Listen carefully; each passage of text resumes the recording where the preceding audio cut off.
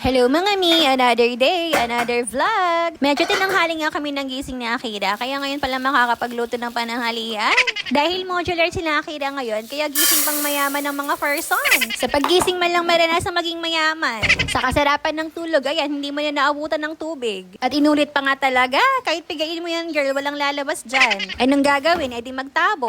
Yan ang dahilan kung bakit hindi matupad-tupad yung pangarap ko na i-upgrade ng kusina namin. Like magpalagay ng built-in cabinet. Kasi hindi pa nga stable yung daloy ng tubig dito sa amin. Kailangan ko ng pagtataguan sa mga drum na yan. Pero ang totoo niyan, wala talagang budget. Hindi pwedeng puro pangarap lang, no? Kailangan talaga ng budget, mga mi. May napanood nga kay isang vlogger na nanay. Ang social ng kusina nila, may voice command. Alexa, on the lights. Pero hindi sa pagmamayabang mga mino, may own version kami niyan dito sa bahay. Ako kasi humble lang kasi ako na tao, hindi ako mayabang. Akira, on the light. Okay na po, Mami. O, di ba mga may yung bumili? Yung bumbilya namin upgrade. Seryoso mga minatawa talaga ako habang ine-edit ko to. Ganun dapat, mababaw lang dapat ang kaligayahan natin. Hindi pwedeng laging seryoso.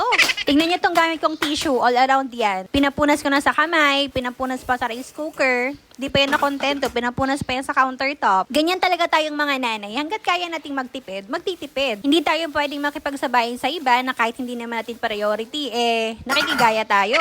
Ano ba yan, mi? Tissue lang yan. Ang dami mo na namang sinabi.